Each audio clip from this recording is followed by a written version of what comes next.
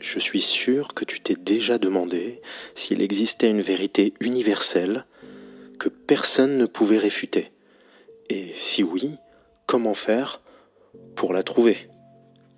Eh bien, c'est ce que Descartes a découvert il y a maintenant 385 ans quand j'enregistre ces mots, dans les Méditations métaphysiques, publiées en 1641, et dont on va lire un extrait dans une très belle édition de 1724.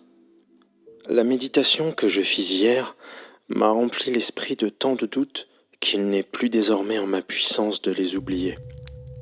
Et cependant, je ne vois pas de quelle façon je les pourrais résoudre. Et comme si tout à coup j'étais tombé dans une eau très profonde, je suis tellement surpris que je ne puis ni assurer mes pieds dans le fond, ni nager pour me soutenir au-dessus.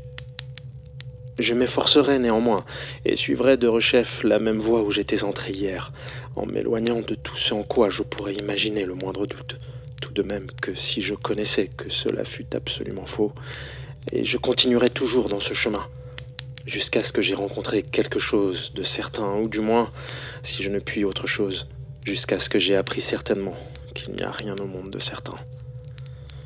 Archimède, pour tirer le globe terrestre de sa place et le transporter en un autre lieu, ne demandait rien qu'un point qui fût ferme et immobile.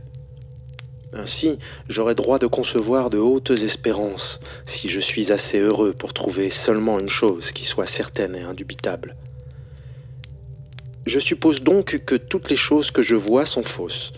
Je me persuade que rien n'a jamais été de tout ce que ma mémoire remplie de mensonges me représente. Je pense n'avoir aucun sens.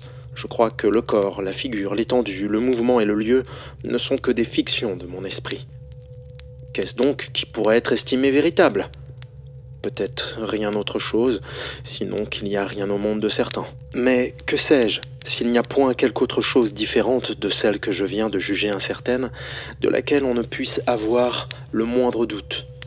N'y a-t-il point quelque dieu ou quelque autre puissance qui me met en esprit ces pensées? Cela n'est pas nécessaire, car peut-être que je suis capable de les produire de moi-même. Moi donc, à tout le moins, ne suis-je point quelque chose? Mais j'ai déjà nié que j'eusse aucun sens, ni aucun corps. J'hésite néanmoins, car que s'ensuit-il de là? Suis-je tellement dépendant du corps et des sens que je ne puisse être sans eux? Mais je me suis persuadé qu'il n'y avait rien du tout dans le monde, qu'il n'y avait aucun ciel, aucune terre, aucun esprit, ni aucun corps. Ne me suis-je donc pas aussi persuadé que je n'étais point?